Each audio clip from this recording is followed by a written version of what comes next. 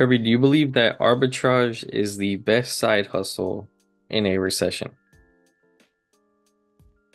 No, I do not believe that. I believe arbitrage is the best side hustle, no matter what the economic conditions are. I mean, that's just the simple truth. I believe you start building your brand during normal economic cycles, then when the recession comes, your brand just blows up. It's simply like this. Look at the last earning reports from last week. This is August 24th, so last week before August 24th. TJ Maxx, Dollar General, Target all had blowout earnings. Why? Because the economy has softened. So when the economy is going great, oh yeah, everybody gonna go to the high end stores and they're gonna do that.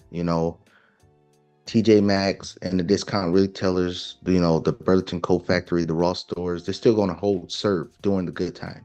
Because there's still gonna be people even during the good times that can't afford the high end brand and they're gonna keep the discount retailers afloat.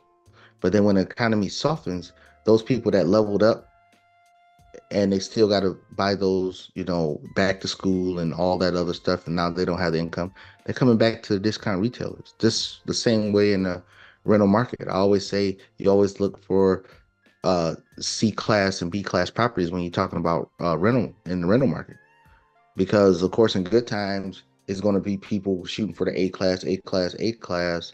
The C class still going to be full by the people that can afford the C class even in the good time. But then when economic conditions get harder, the people that's in the A class going to downgrade to B class. The people that's in the B class going to downgrade to C class. And then the people that's in the D and, let's say, F class properties or areas, they're going to try to upgrade to the D and C class areas. So the real estate market, that's the sweet spot. Just the same way in retail sales, that's the sweet spot. So when we talking about when it comes to arbitrage and things like that, and it's discount retailers or reselling, the reselling is that's still a sweet spot no matter in good times or bad times. And a thing that people don't understand or fail to understand, I want to say, is they think when you're reselling goods, only people that's going to come to you are the people that are in bad financial situations. Alex, that's a side hustle my wife have of doing arbitrage. Most of the people that come to us is people from well-off neighborhoods, well-off uh, economic status. It's Teslas, BMWs, Jaguars. That's what's pulling up to buy these goods. It's not people coming with a rusted out van or anything like that coming from the projects doing it. It's the people that's in a well-off neighborhood. I'll never forget this story. I was in Germany and I was in a secondhand store in Germany. And I told you the story before, but it was a lady. You could tell she dressed fancy to the nine. She had, about a 9, 10 carat rock on her finger. And then, my son just running around the store, and then she said, "You want to know what's funny?" And I said, "What's that?" She said, "The people with money is sitting here in the secondhand store, and the people without money is going to the Centrum. Centrum is like downtown mall area, going to the Centrum and spending all their money there." And I was like, "Yeah." So the thing is, people that have money understand value. So why would they go spend 3 times the price when they can get the same good, maybe slightly used for a lower price? They didn't work all their life to get this money. They're not just trying to give it away to pay exorbitant price just to say, "Oh, it's brand new." Nobody don't care. Once it's in your house, nobody don't care. Like, "Oh, it's new." They just say, "Oh, that looks nice." So that's the thing that people don't do. But going back to your original question, I went off on a tangent there a little bit. But going back to your original question, I think arbitrage is you build your brand during good times, then your brand explode during bad times.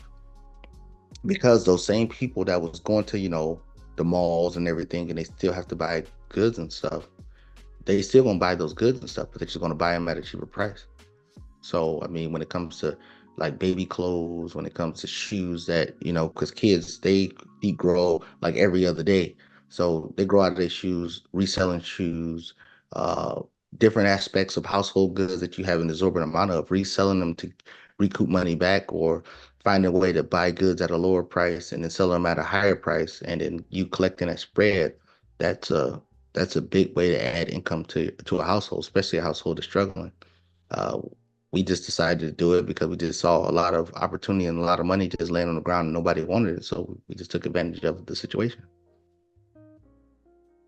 Yeah, I especially pointing out like in recessions, like it's interesting because I see like, you know, we see third world countries, you'll see the street vendors out there selling like whatever. You'll see they have like open flea markets like downtown in the center of like, the big cities. Like it's interesting to see that in countries like that where times are harder, where finances are not as, you know, easy to come by like they are in the States.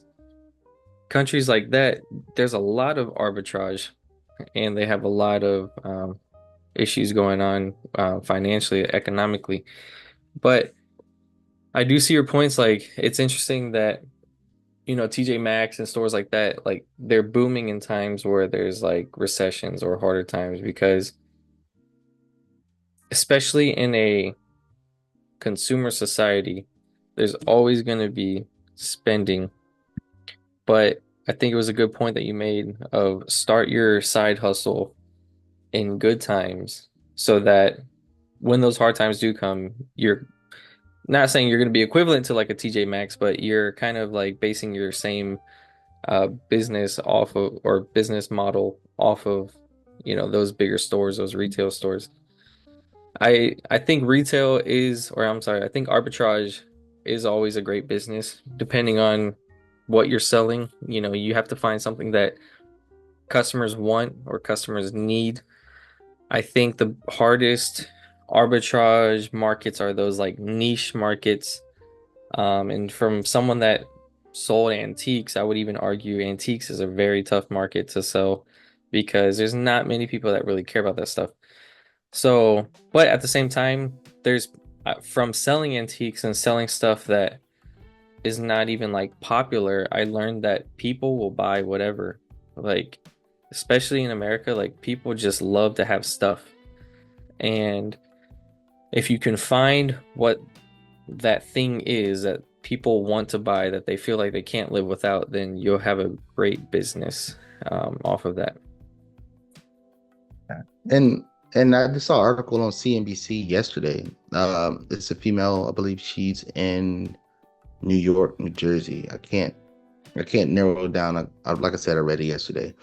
But what she does is she sell plants. Literally, she grow them or she buy plants from one place and then she sell those plants all over the United States. She brings in $150,000 a year selling plants. That's it. Plant. Her money grows on Not, trees. not, not, not Mercedes Benz, not Nike shoes. Plant. I mean, Alex, you know my wife. She sell rugs. That's it. Nothing special. Just rugs. Get it at one price. Elevate the price. Sell it to people. That's it. And the numbers just get enormous. I mean, once your name gets out there and then your reputation gets out there, you start getting reviews, you start known to provide a premium product, people will come, especially when they can get the price at a major discount than going to a store to get it. Or in the case of the woman and her husband on the CNBC article, instead of going through the time consuming of trying to plant the tree, grow the tree. Most people don't have green thumbs, but they love plants. So okay, you did the hard work of maybe growing this plant. I just want it after it matured enough that I can't kill it. You know what I mean? People have the mindset of that. Like me, I can't plant nothing. If I plant anything, it ain't growing. The only thing I probably can grow is a pineapple because you don't have to do nothing. You just put the top in the soil and you just leave it alone. That's probably the only thing I can grow. Besides that, I have no luck. I'll be the person that will be buying plants if I was a plant person. So that's just the thing people don't understand. The money is the money is at where you don't think the money is. Like for the life of me, I tell everybody in different states, like, hey, you want to make extra money, do X, Y, and Z. They'll be like, I won't buy that. It don't matter if you will buy it. It's what everybody else will buy. Yep. Go look on your local marketplaces, your local offer ups, your local eBay stores or whatever, and see what, I mean, you can see what products people are buying, but look what's not there. Look what's not there that people are buying. Do some research and then you fill the void, you fill that gap. And then when you fill the gap, people will show up. We've literally had people come from as far as, I mean, just on a short trip as far as 3, 4 hours away. We've had people literally come from different states to buy products that they cannot find anywhere else. But you just put it out there, people will show up. Like in the movie Field of Dreams, if you build it, they will come. That's it. If you build it, they will come. And then I'll implore people, stop trying to, like Alex said, stop trying to do something niche. Don't say, oh, I'm a sell t-shirts, and then you want to put your neighborhood logo on there. Nobody don't know what that is. Nobody don't give a damn what it is. Only people that care about your city is you. Or nobody care about your street is you. And the most people that's in your street and your neighborhood are the ones that's not going to buy it. That's literally what it is. And then we could talk about how one thing can level off to branch out to other things, like the the rug situation. The rug situation, we even got calls from, people that design and model homes for not model homes, but when they're doing open houses and then they furnish homes. We then got contacts with people saying, "Hey, can we just rent out your rugs and we'll bring them back and stuff like that." We then had cleaners people coming for just cleaning services and things like that. So that then branched off into a whole other business that just started as just a side hustle. Just something to do, just to, you know, take up some time in the day. Just, oh, I like to do it, and then now it's just branched off to its whole another business element, just like that. But if you put in the work and do it, it's it's major opportunities out there, especially for people that's trying to supplement the income, people that's, the economy has gotten bad and, work hours has decreased, payment has decreased, job layoffs, and things like that. This is a perfect way to supplement your income to put more income in your household. And hopefully you're going to do the right thing with the money instead of doing the same things that you've been doing to get you in that situation. With all that being said, guys, if you have any questions or comments, let us know down below. Don't forget to like and share, subscribe, and we will see you guys on the next one.